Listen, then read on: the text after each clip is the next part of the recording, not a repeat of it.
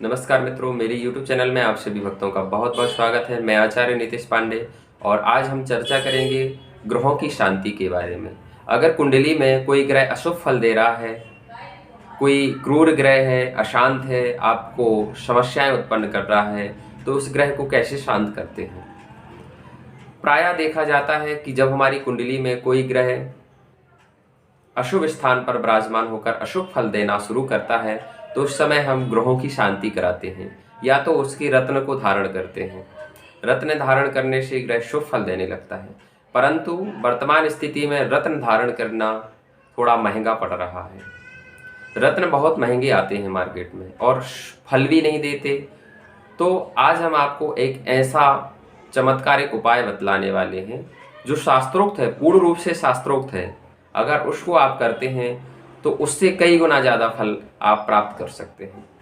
तो अगर आपकी कुंडली में ग्रह अशुभ फल दे रहे हैं तो आप इन लताओं को, इन पेड़ों के माध्यम से आप अपने ग्रहों को शांत कर सकते हैं या उनसे शुभ फल प्राप्त कर सकते हैं। तो चलिए हम सबसे पहले चर्चा करते हैं सूर्य की। अगर आपकी जन्म कुंडली में सूर्य अशुभ फल दे रहा है, अशुभ स्थान पर है, समस्याएं उत्पन्न कर रहा है, तो एक पेड़ होता है बिल्व पत्र का, आप सभी लोग जानते हैं।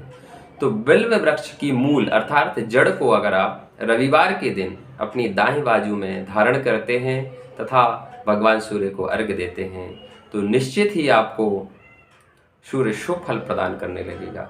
बिल्व वृक्ष की जड़ में इतना सामर्थ्य है कि आपको माणिक्य पहनने की कोई आवश्यकता नहीं है। आप सिर्फ बिल्व वृक्ष की जड़ को धारण करिए, सूर्य आपका शांत हो जाएगा, शुभ फल देना प्रारंभ हो जाएगा। बात करते हैं चंद्र ग्रह की।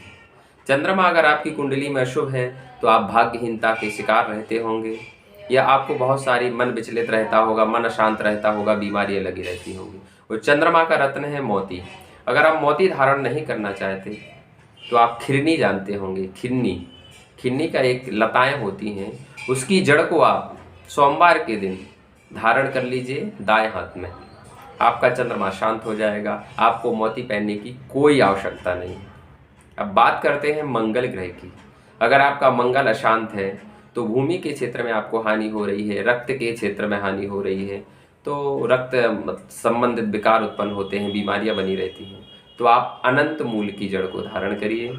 मंगलवार के दिन अनंत मूल की जड़ को पूजन करने के पश्चात आप अपनी दाहिनी बाजू में लाल कपड़े में बांध करके धारण कर लीजिए। मंगल आपका शुभ फल प्रदान करना प्रारंभ कर देगा। बात करते हैं बुध ग्रह की। अगर आपका बुध अशुभ फल दे रहा है, व्यापार में हानि, वाणी दोष इत्यादि कुंडली में देखकर पता चलेगा कि आपका बुध अशुभ है, तो बुध को ठीक करने के लिए प्रायः पन्ना रत्न धारण करते हैं और पन्ना कॉस्टली रहता है, बहुत महंगा रहता है।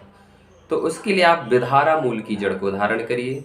विधारा मूल की जड़ जो होती है उसको तोड़कर लाइए और हरे वस्त्र में लपेट करके बांध करके बुधवार के दिन अपनी दाहिनी भुजा में धारण कर लीजिए। बुध आपका शुभ फल देना शुरू कर देगा।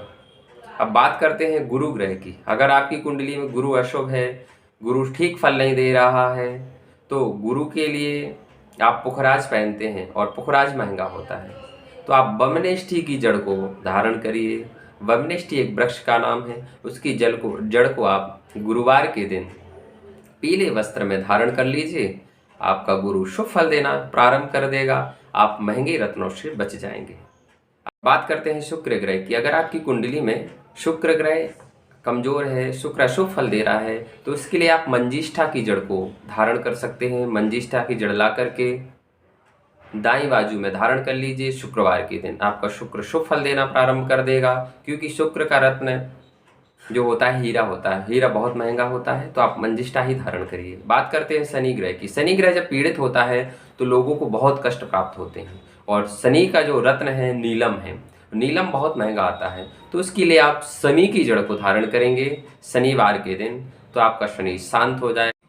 वहीं अगर आपकी कुंडली में राहु ग्रह शुभ फल नहीं दे रहा है, काल सर्प दोष इत्यादि बना रहा है, तो उसके लिए आप राहु शांत करने के लिए श्वेत चंदन धारण करिए। श्वेत चंदन की माला को पहन लीजिए तो आपका राहु शांत हो जाएगा। वहीं अगर आपका केतु अशुभ है, केतु शुभ फल नहीं दे रहा है, तो असगंध नाम का एक वृक्ष होता है, उसकी जड़ को अगर आप धारण करते हैं तो आपका केतु शुभ फल प्रदान करना प्रारंभ हो जाएगा। तो मित्रों, नवग्रहों को ऐसे भी शांत किया जा सकता है, शुभ फल प्राप्त किया जा सकता है। तो आप लोग अपनी कुंडली का विश्लेषण करवाने के पश्चात इन लकड़ियों को, इन जड़ों को धारण करिए, आपके नवग्रह शांत हो जाएंगे।